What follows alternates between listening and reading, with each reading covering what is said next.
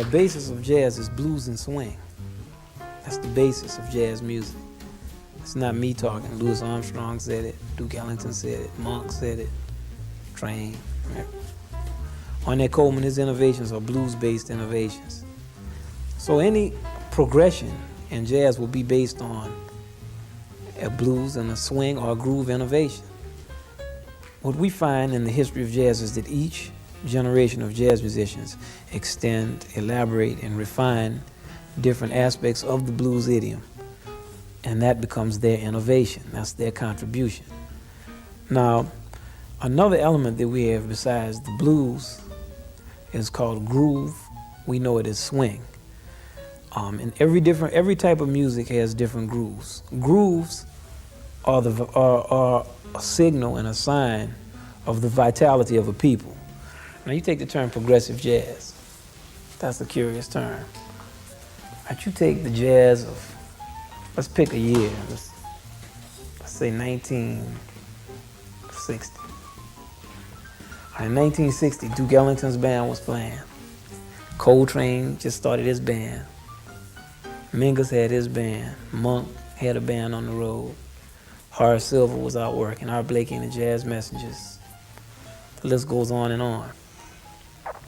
Take an artist like John Coltrane. All right, now, as a jazz musician,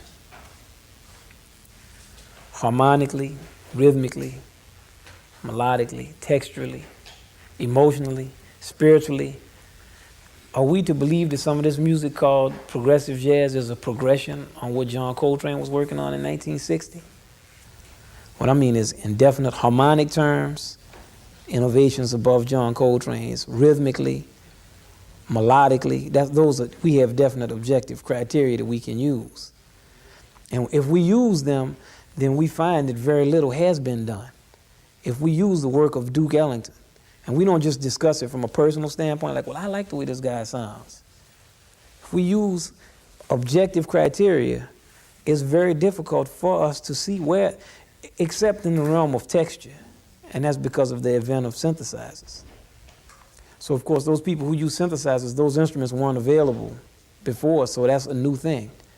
But so far as the use of, harmonic use of, the use in the context of the blues, use in the context of swing, very little has been developed because jazz musicians and people who listen to jazz don't believe in studying past generations. Let's say if you go to study composition at a conservatory or something, well, the first thing you're going to do is deal with 16th century vocal counterpoint. They're not going to give you a score of Bartók and say, here. Then you deal with Bach, then Haydn, then Mozart, then Beethoven, then Brahms, then Wagner, then Strauss, or so on and so on. Then Stravinsky, then Bartók, then Schoenberg, then Hindemith. Like, you go through the lineage of that music, and you are required to know something about it.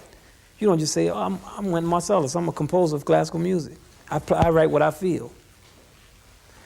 But what has happened in jazz music is that there's been very little respect for information. So what ends up happening is that all a musician has to do is have a following, and he becomes innovative. Maybe he'll make some new sounds. Right, that's one form of innovation. But the heart of jazz music is blues and swing. So what you have to do to be considered an innovator in jazz music is either rhythmically innovate, like Charlie Parker did, or you have to innovate from a blues standpoint, like Coltrane did and Monk. Because this is so much a me generation and me this and I want. The thing that we all have to understand is our time too will be past. And if you don't show respect for your elders and you don't show respect for things that deserve respect, then you too will be relegated to something of the past and thrown out and considered as some garbage for the next new fad that will be sadder than what you were because it won't even be informed with what you had. You know what I'm saying?